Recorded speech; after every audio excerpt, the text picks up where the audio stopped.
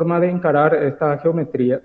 Una forma de encararlo de una manera más de un enfoque histórico, tratando de seguir de lo básico hasta lo más avanzado de la geometría, pero de un enfoque, como le dije, más histórico. Otro enfoque sería la parte más científica, pero para ellos necesitan conocimiento de matemática pura, sería de geometría elemental, necesitan álgebra lineal, análisis, entre otras materias.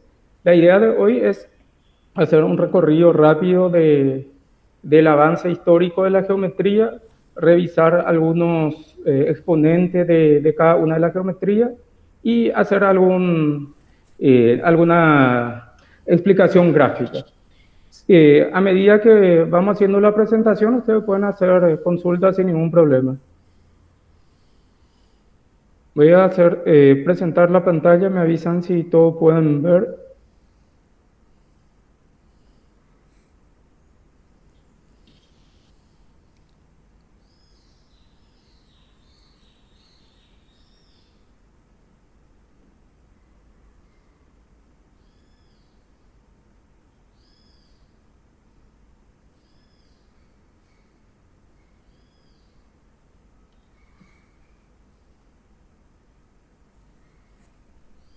¿Logran visualizar la pantalla? Si me pueden avisar, por favor. Excelente, gracias.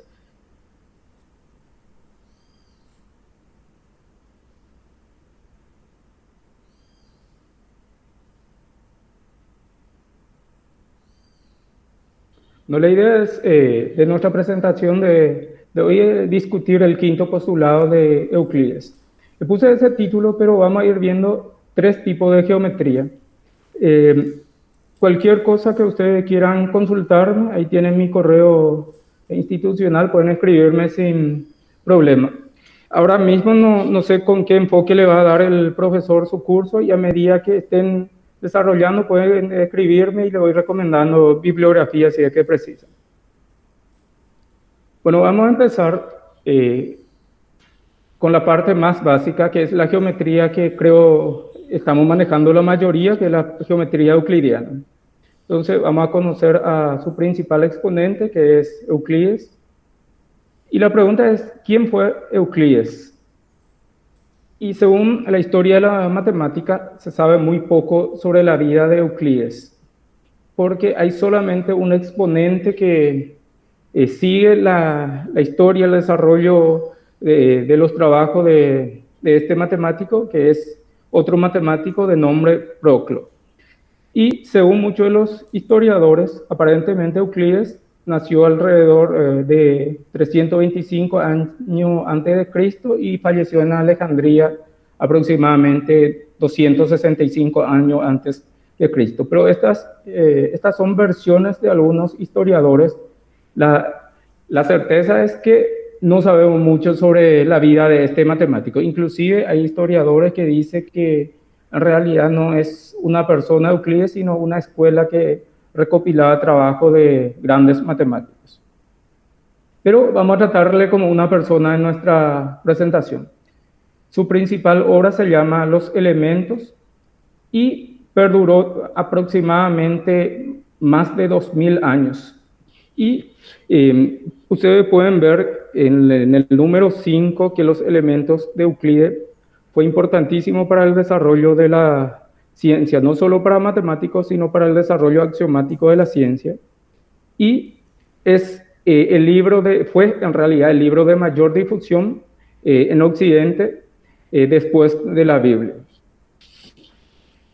¿En qué consiste Los Elementos de Euclides? Es una colección de libros que consta de 13 libros y se divide en capítulos. Acá un resumen: los primeros 4 libros contienen geometría plana, los 2 siguientes habla de proporcionalidad y de semejanza de polígonos, los 3 siguientes habla de teoría de números, acá habla de múltiplo, divisibilidad, entre otras cuestiones que hoy en día estudiamos en aritmética, pero en los elementos de Euclides tiene un enfoque geométrico.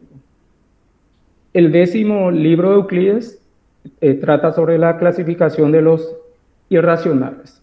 Acá trabaja solamente desde el punto de vista teórico, no da ejemplos ni ilustraciones de la construcción de los números irracionales. Y por último, los tres últimos libros de los elementos euclides habla de la geometría del espacio. Muchas veces nosotros lo que desarrollamos en el colegio, en los primeros cursos de nuestra formación, le llamamos geometría euclidiana. Pero hay que tener presente que está muy lejos del enfoque original de los elementos de Euclides. Estos, si bien representan axiomas y proposiciones intuitivas, no son muy didácticos, por lo que con el transcurrir de los tiempos o del tiempo, lo académico van transformando para que sea más entendible para el público en general. ¿Y en qué consiste los elementos de Euclides? Obviamente no vamos a poder estudiar los 13 libros, sino un resumen. Los elementos de Euclides empieza con 8 definiciones, y son definiciones muy intuitivas. Entre ellas está: cosas iguales a una tercera son iguales entre sí. El segundo, si a cosas iguales se añaden cosas iguales, los totales son iguales. Si a cosas iguales se sustraen cosas iguales, las diferencias son iguales. Si a cosas desiguales se añaden cosas iguales, los totales son desiguales. El quinto dice: las cosas dobles de una misma cosa son iguales. Las mitades de una misma cosa son iguales. Cosas que pueden superponerse una a la otra son iguales, y el todo es mayor que su parte. Hoy en día nosotros tenemos enfoque moderno de estas definiciones. Así como ven ustedes, parece trabalengua, no es tan fácil de comprender de buena primera, por más de que sean sencillos. Y acá me gustaría que nos concentremos en los postulados de Euclides, porque el desarrollo de la geometría se basa justamente en estos postulados, que en realidad es el quinto del problema, pero vamos a ir viendo uno a uno. Y pueden notar ustedes que estos postulados son bastante sencillos y generalmente hasta en la escuela se desarrolla. El primer postulado de Euclides dice que por dos puntos distintos pasa una recta. Pueden ver acá la ilustración. Luego, el segundo dice que un segmento rectilíneo puede ser prolongado y se puede prolongar en ambas direcciones.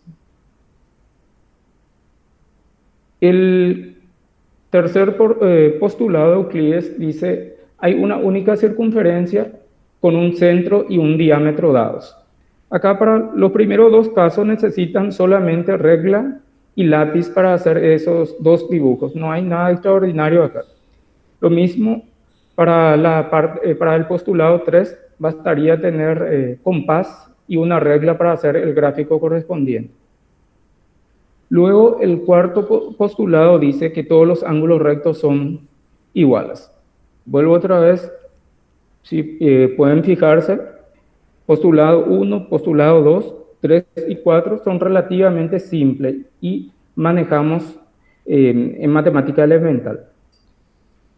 Y acá aparece el quinto postulado y el enunciado dice: si una secante corta a dos rectas formando a un lado ángulos interiores cuya suma es menor que dos rectos, las dos rectas suficientemente prolongadas se cortan en este mismo lado.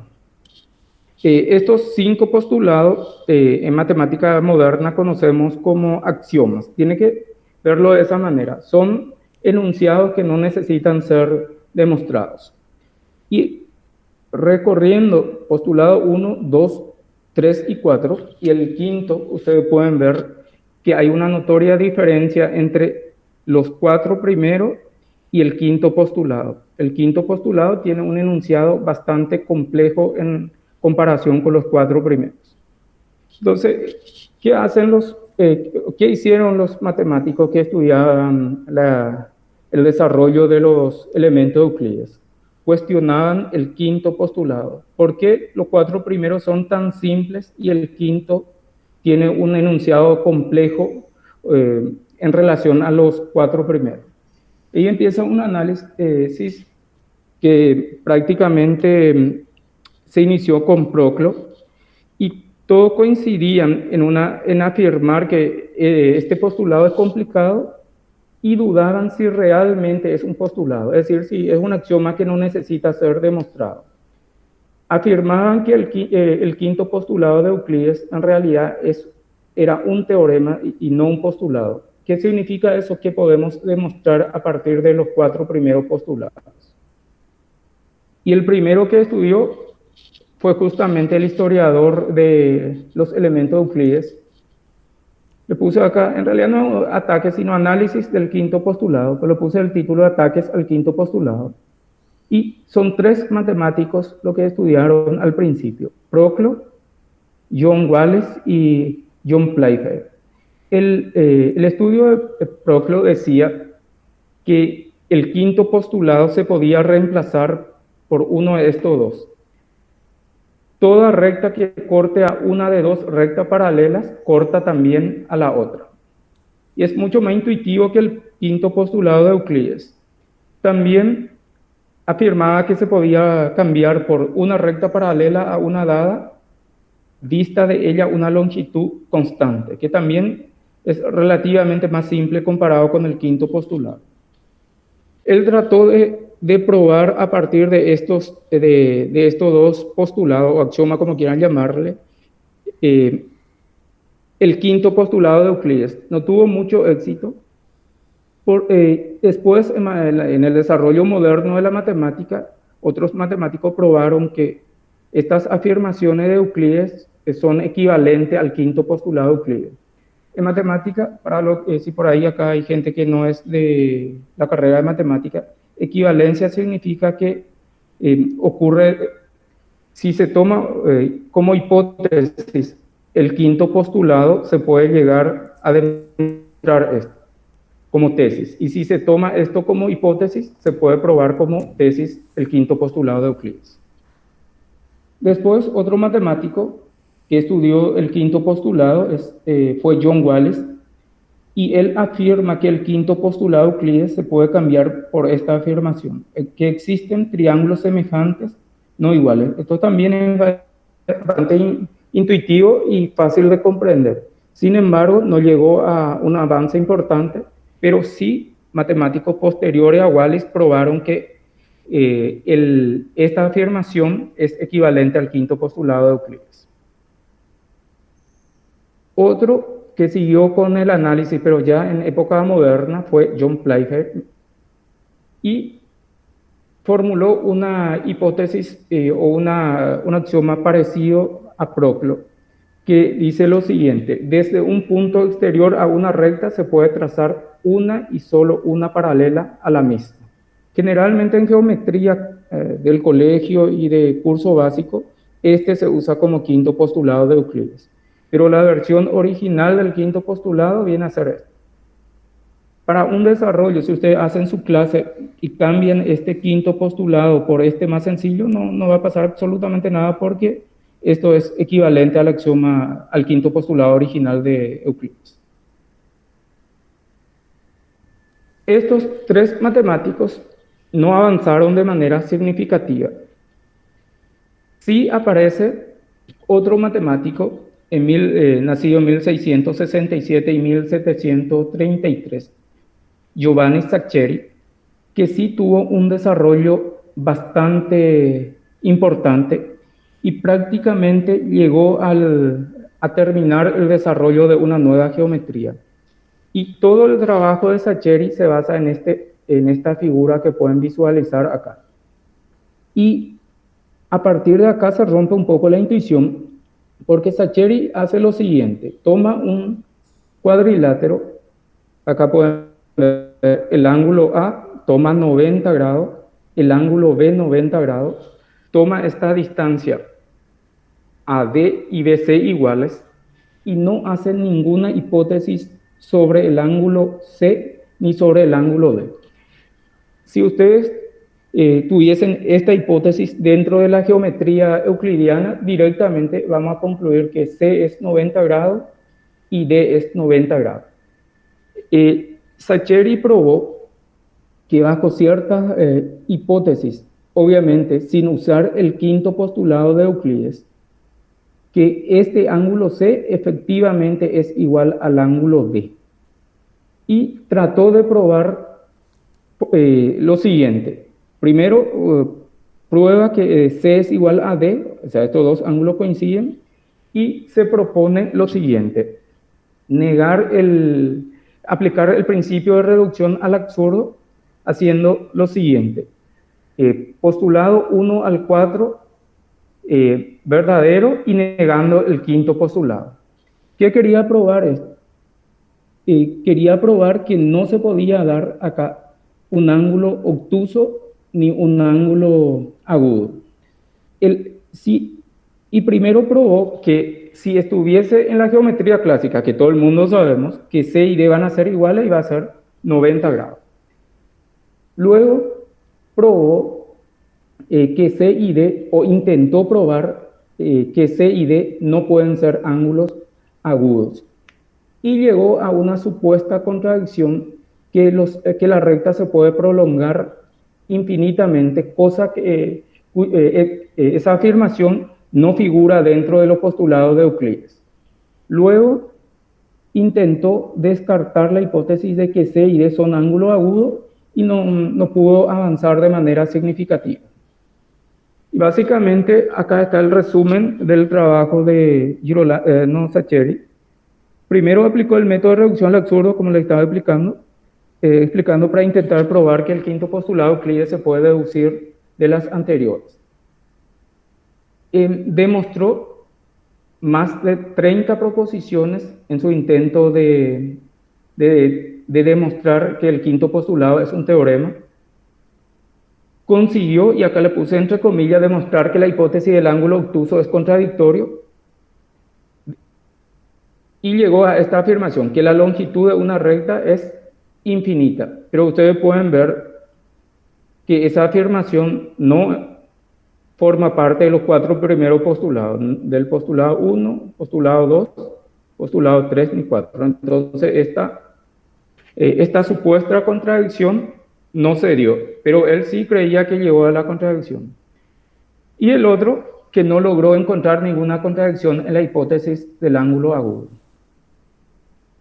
Acá, para mí, y sobre todo para la gente que no cursó una carrera de matemática pura, acá empieza una cuestión que tiene que fijar, que dependiendo de la geometría, del tipo de geometría que estamos desarrollando, este ángulo C y D puede ser.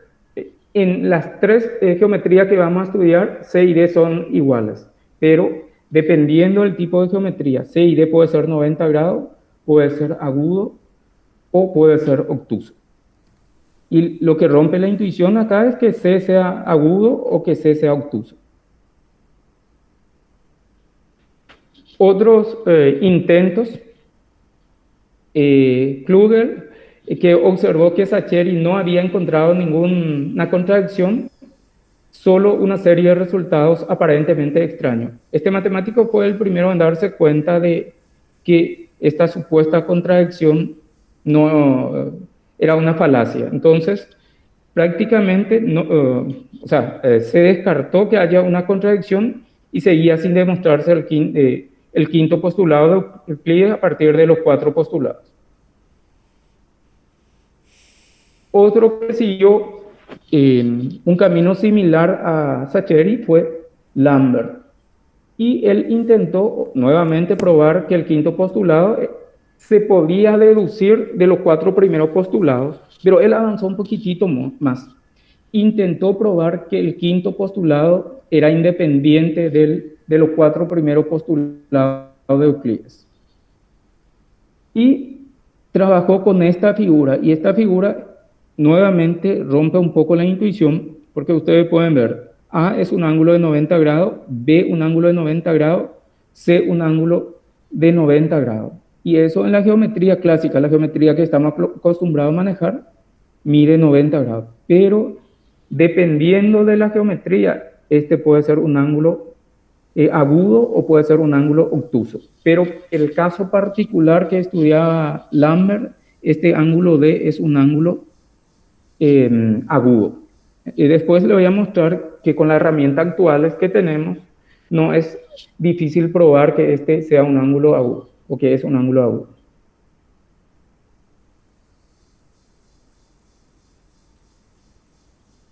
Con Bolyai nace una nueva geometría que es la geometría no euclidiana. Y vamos a seguir un poquito el desarrollo histórico de János Bolyai, que es uno de los que desarrolló la geometría no euclidiana.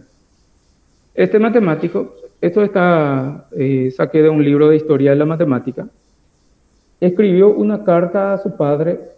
Este es el resumen de esa carta y le dice a su padre: he llegado a realizar algo tan asombroso que yo mismo me hallo terriblemente azorado.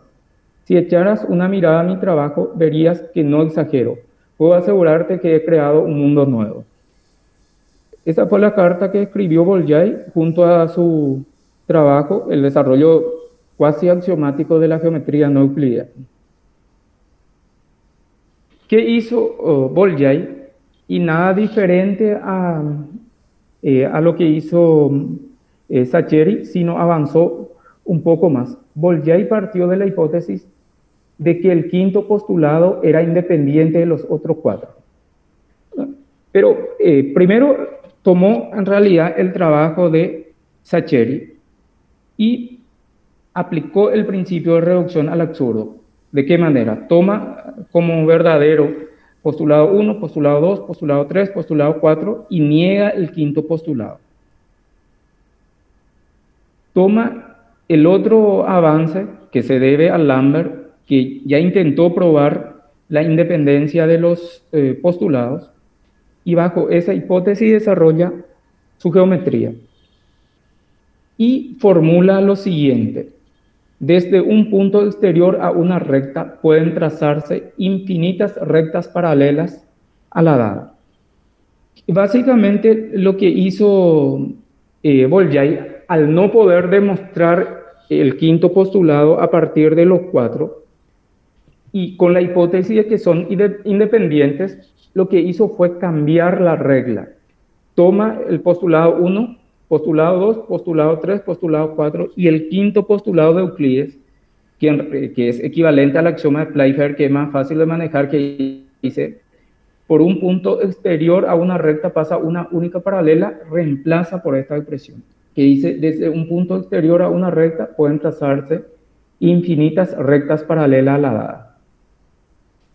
Hizo su desarrollo así, y ustedes pueden ver esta carta que envió a su papá, y su descubrimiento no fue publicado. Este descubrimiento no fue publicado porque las condiciones sociales no se daban para su publicación. En esa época dominaba el pensamiento un filósofo, Emmanuel Kant, y él decía que las matemáticas que no se puede aplicar a la vida real no tiene sentido para existir.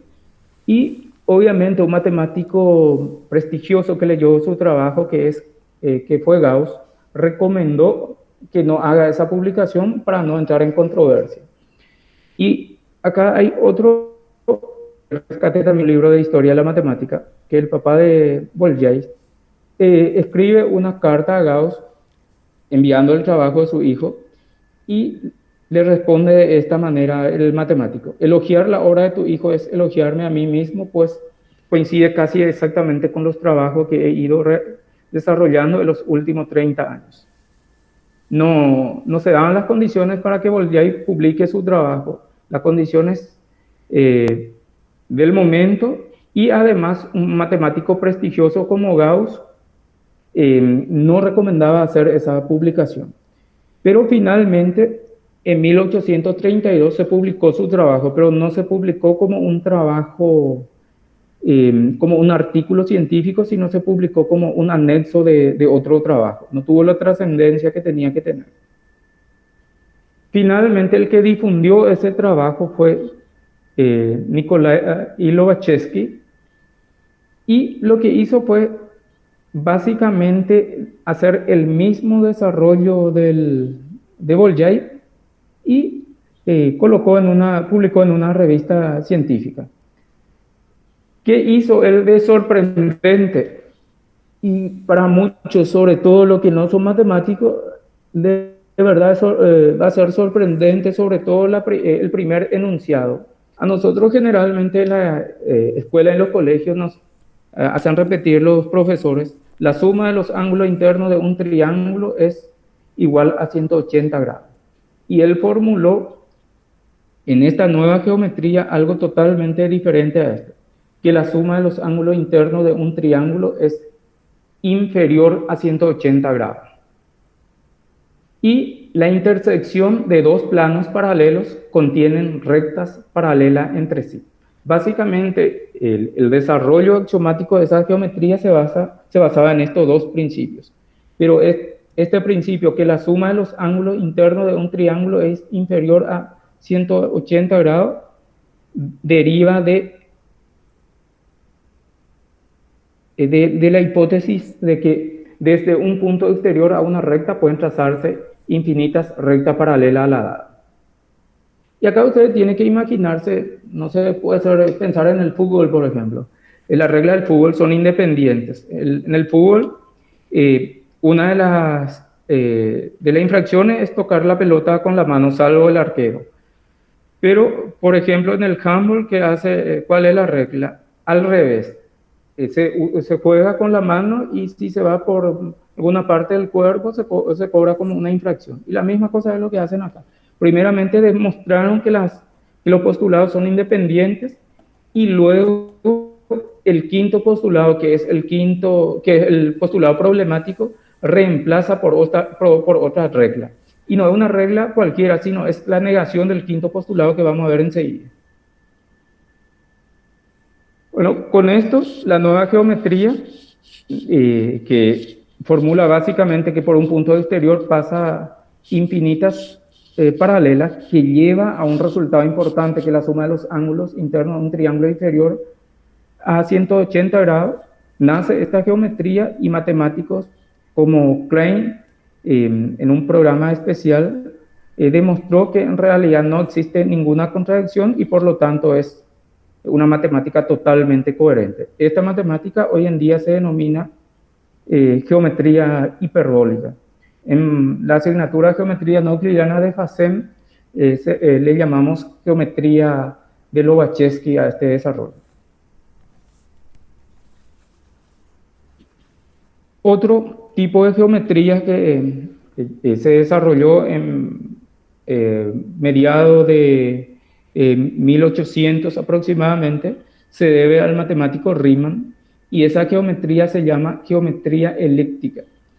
Y consiste en una geometría similar a la de Lobachevsky, donde no se satisface el quinto postulado de Euclides. Pero esta vez hace una afirmación diferente en vez del quinto postulado de Euclides. El quinto postulado de Euclides reemplaza por lo siguiente, que las rectas no son infinitas, sino son cerradas. ¿Qué significa que son cerradas? Que todas las rectas se van a cortar. Y él demostró otra vez una serie de resultados. Por ejemplo, que es uno de los resultados más importantes, que dos rectas siempre tienen un punto en común. ¿Qué se puede ver de otra manera? Que desde un punto exterior a una recta no es posible trazar ninguna paralela. Y eso lleva también a otro resultado, que las rectas son ilimitadas, pero su longitud es finita y siempre la misma longitud. Y acá insisto que esto normalmente es novedoso para la gente que no estudió matemática pura. El enunciado, la suma de los ángulos de un triángulo es siempre superior a 180 grados. Esto, con este enfoque axiomático generalmente no tratamos, pero en los cursos básicos se suele dar por lo menos algunos cálculos. Solemos llamar triángulo esférico a este desarrollo.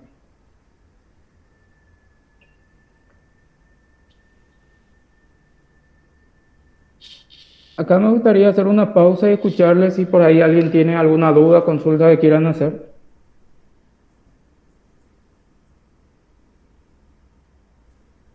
¿Alguien que quiera participar?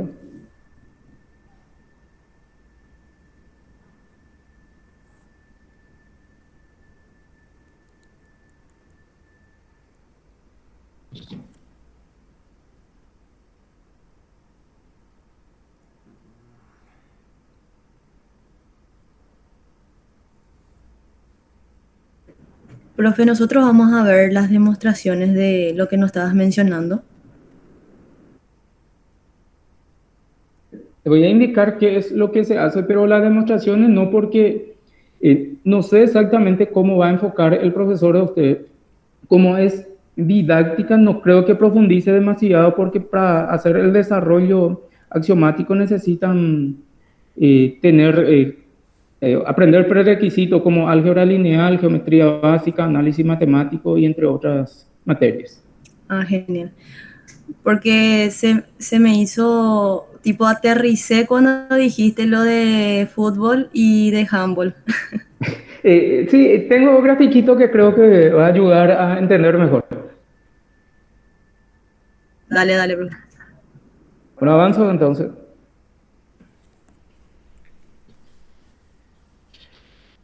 Acá la pregunta existencial de la época fue: ¿cuál de las tres geometrías es la real? Acá estamos hablando básicamente de tres geometrías. La primera es la euclidiana, la segunda es la geometría hiperbólica y la tercera es la geometría elíptica. La geometría hiperbólica y la geometría elíptica forman parte de la geometría no euclidiana. Y la conclusión, o las conclusiones tenemos en estas dos líneas, que la geometría euclidiana o euclidea, como quieran llamarle, es totalmente válida si se trabaja con medidas a escala terrestre, pero con distancias superiores esto no es tan evidente. Y que la geometría elíptica, que se debe a Riemann, se ajusta a la métrica del universo. Es la geometría que utilizan en la teoría de la relatividad. Esas son las aplicaciones de las dos geometrías. Y de la geometría de Lobachevsky hay algunas aplicaciones en aberraciones de luz y otros fenómenos físicos. Acá quiero hacer un resumen con ustedes, así como decía su compañera, a ver si podemos aterrizar un poquito más. Básicamente, la geometría que conocemos nosotros se basa en este axioma, que es el axioma de Playfair, que es equivalente al quinto postulado, y que dice que desde un punto exterior a una recta se puede trazar solo una recta paralela a la misma. Y este es el modelo de la geometría euclidiana. Y acá vuelvo otra vez a ese ejemplo. Esto sería como la regla del fútbol. Decir, no tocar la pelota con la mano. Y si todas las reglas son independientes, se puede cambiar cualquiera de ellas. Lo que hicieron estos matemáticos fue justamente cambiar esta regla. Se sigue manteniendo la regla 1, la regla 2, 3 y 4, que son los postulados de Euclides, y se cambia el quinto postulado. Pero no se cambia por cualquier cosa, sino se cambia por la negación de este axioma de Playfair. ¿Cómo se niega esto? Un poquito de lógica.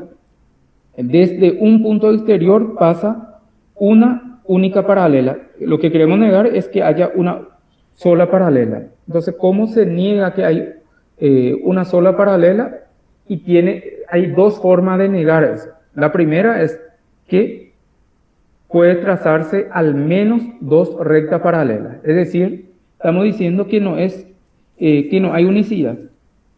Y la otra forma de hacer o la otra negación es que no pasa ninguna paralela.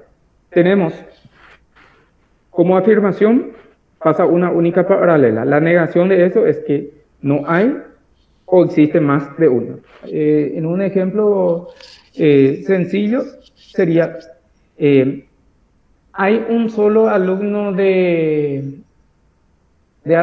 cálculo, de geometría no euclidiana que aprobó el curso. ¿Cómo vamos a negar eso? Basta que levanten la mano dos personas y dicen, cada uno de ellos afirman que tuvieron nota 2 para arriba y ya tenemos la negación.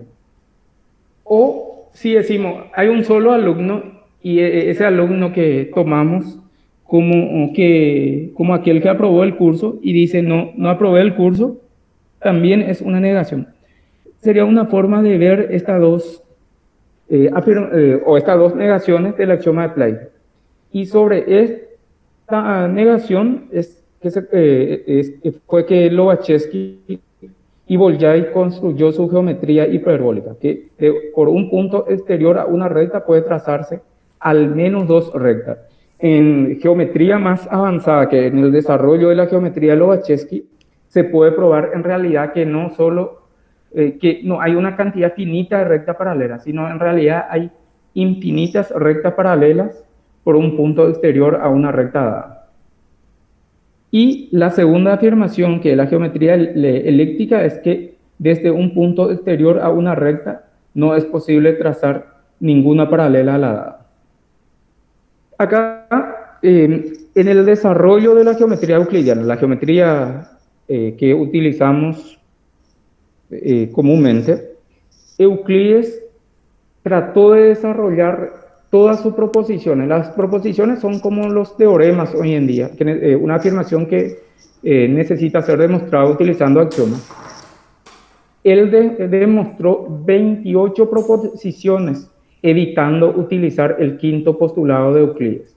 Cuando no podía avanzar, utilizó el quinto postulado de Euclides. Por eso, muchos de los historiadores, Howard Eves, uno de ellos, dice que la geometría no euclidiana nace negando su paternidad, porque Euclides mismo dudaba de que el quinto postulado en realidad era o no un postulado. Acá un pequeño gráfico para que ustedes puedan ver los modelos de la geometría. La geometría euclidiana se ve de esta manera. El gráfico del medio. Son dos rectas, como las rectas tradicionales que conocemos, y acá forma, en la parte superior, forma 90 grados. La geometría hiperbólica tiene este modelo, y es una figura encurvada, y ustedes pueden ver que por más que proyecten esto, jamás se van a cortar. Y cualquier recta que hagan acá, que tiene que ser no la recta convencional, tiene que tener esta forma, no le va a cortar a una recta que está acá. Y la geometría elíptica tiene este modelo, y ustedes pueden ver que fácilmente al prolongar se van a cortar esto, por eso dice que todas las rectas se cortan.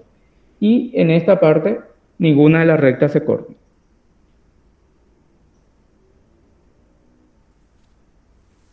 Y otro modelo dentro de un plano, el gráfico que está a la izquierda, este es el plano de Euclides como solemos utilizar tradicionalmente, como una pizarra. El triángulo dentro de esta geometría se ve así, y la suma de los ángulos internos mide 180 grados. Las rectas paralelas se ven de esta manera. Esta es una esfera que se utiliza para ilustrar la geometría elíptica, y los triángulos dentro de esta figura se ve de esta manera. Y pueden notar visualmente ustedes que este ángulo es un ángulo obtuso, y obviamente al sumar va a superar los 180 grados. Y las rectas paralelas en esta geometría se ve así, siempre se van a cortar. Y finalmente, el modelo de la geometría hiperbólica o de Lobachevsky se ve de esta manera. Una silla de montar que generalmente se suele dibujar en geometría analítica. Los triángulos, o el triángulo se ve de esta manera. Un ángulo agudo, agudo, agudo, sumamos triángulo agudo y va a ser menor que 180 grados. Y las rectas paralelas se ven así, rectas encurvadas. Este creo que es el resumen y más ilustrativo de las tres geometrías. Y según estaba mirando el programa de ustedes, van a enfocarse en las tres geometrías. Lo que tuve mucho inconveniente para diseñar esta presentación fue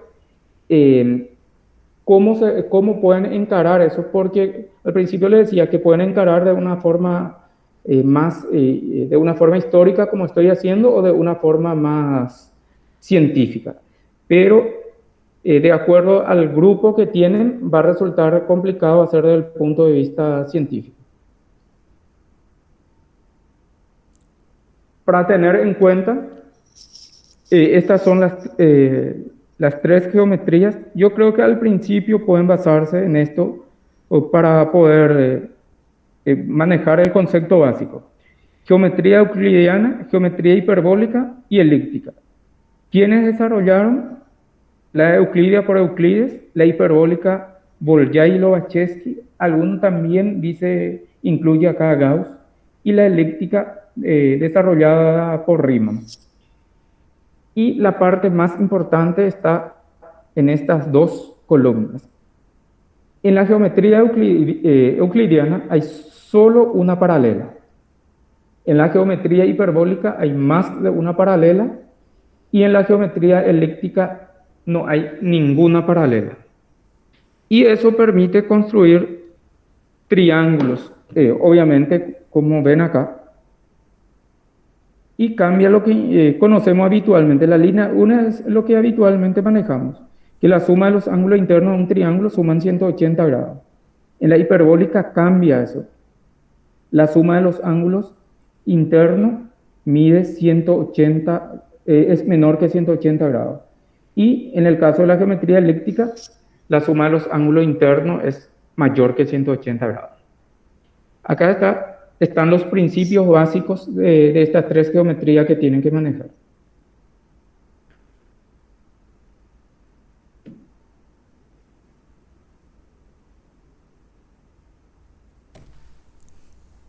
Esto es, básicamente todo ese desarrollo está basado en esta figura de Saccheri.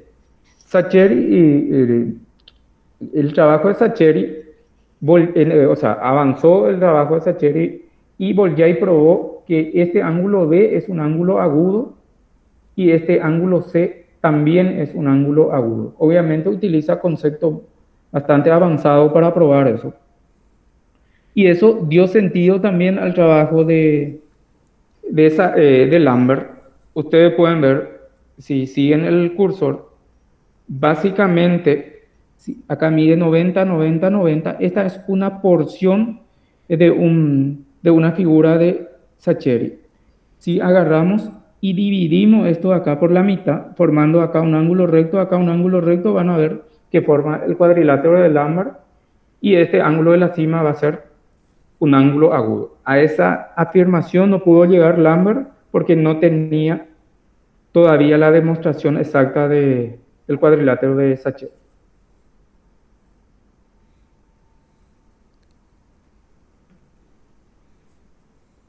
Y el libro que utilicé para hacer esta presentación es el libro de Howard Eves, se llama Estudio de las Geometrías, y esto, dependiendo de nuestra formación, es recomendable o no. Es recomendado para alguien que maneja los conceptos básicos de matemática. Por eso, si ustedes quieren contactarse conmigo, cuando desarrollen el módulo correspondiente a esto, me pueden escribir a esta dirección de correo electrónico, me dicen cómo están encarando, si encaran desde un punto de vista más científico o desde un punto de vista histórico para recomendarle más libros para estudiar.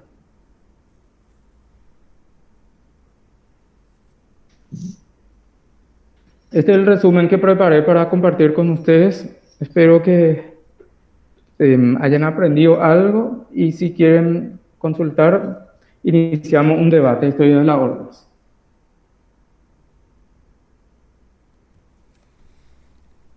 Si alguien más tiene alguna consulta, algún aporte que pueda dar, entonces el micrófono está abierto.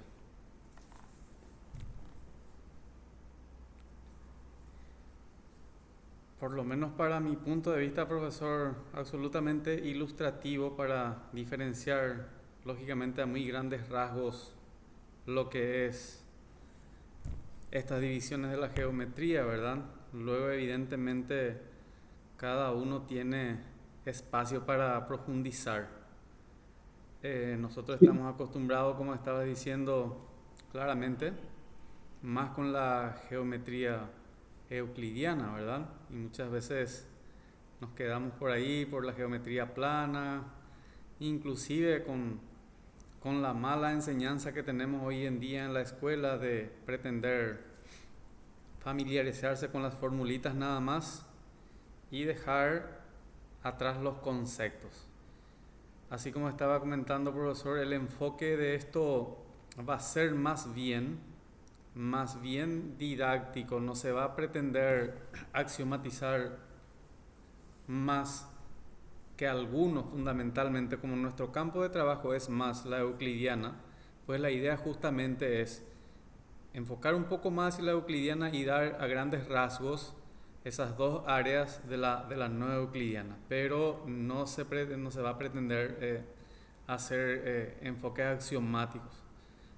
Si bien es cierto, en el programa está a grandes rasgos de esa manera, el antecedente de la construcción de ese programa ha sido en un momento en que se detectó que hubo fallas en cuanto a conocimiento de contenidos, no solamente en la metodología de nuestros docentes. Por eso se trató de incorporar esos conocimientos específicos, pero ahora estamos otra vez en una situación de que se necesita abarcar, o sea, que formar a más docentes que están en el Instituto de Formación Docente. Entonces hubo un convenio con el Ministerio de Educación y Ciencias y bueno, vamos a tratar de hacer todos los ajustes necesarios para que se pueda entonces encajar esa parte metodológica, didáctica con lo que es el conocimiento de la ciencia. Sí, profesor, yo estoy a la orden, cualquier cosa que quieran consultar después, porque de hecho que estoy como profesor de geometría no euclidiana en FACEM y me costó mucho formar la presentación porque estoy acostumbrado a un enfoque más matemático, pero la idea es dar un enfoque básico y ellos puedan profundizar. De hecho que yo creo que estas cuestiones hay que analizar desde otro punto de vista. En general, la universidad, y es bueno que estemos iniciando cursos de esta naturaleza, porque particularmente creo que América Latina y el Caribe, y en realidad, inclusive universidades de Europa, inclusive, no está avanzando al ritmo como avanza el mundo. Yo creo que nosotros, en ninguna universidad adapta su malla tan rápida como cambia el mundo. En nuestra época, en los 90, tal vez no hacía falta adecuar el programa o la metodología de enseñanza cada 2-3 años, pero hoy en día, en un año aparecen cosas sorprendentes. Por ejemplo, estaba viendo una universidad donde trabajo, reglamentaron el tema de tesis, antiplagio, porque Google liberó su plataforma para poder revisar si hay plagio o no. Pero 22 días después aparece la inteligencia artificial y nos sirve otra vez esa reglamentación. Y todo dentro de la enseñanza y de la ciencia va cambiando así. El mundo digital es demasiado rápido y creo que la universidad no se está adecuando a ese ritmo. Por eso es importante iniciar trabajo de esta naturaleza y fomentar que nuestros alumnos, y en este caso todos son profesionales, que impartan clases para adecuarnos lo más rápido que se pueda a la realidad. Es exactamente esa la idea, profesor, brindar esa posibilidad de que se vaya accediendo a conocimientos más relevantes. Profesor, muy agradecido por tu tiempo y también por darnos esa palabra de que podemos recurrirte a vos, dado que conocemos que estás ahí por la facultad. Entonces en cualquier momento vamos a recurrir otra vez a tu conocimiento y veo que tiene mucha aceptación en los comentarios, todos están agradeciendo y mostrando la importancia de la presentación. Así que muchas gracias de mi parte, profesor, y estaremos en contacto. A usted, profesor, por la invitación y gracias a los presentes por participar. Un gusto. Nos vemos oportunamente. Perfecto. Voy a pasar ahí en el chat un enlace para que puedan completar su asistencia, por favor, y luego ya se pueden retirar. Muchas gracias a todos. Hasta luego. Hasta luego, profesor.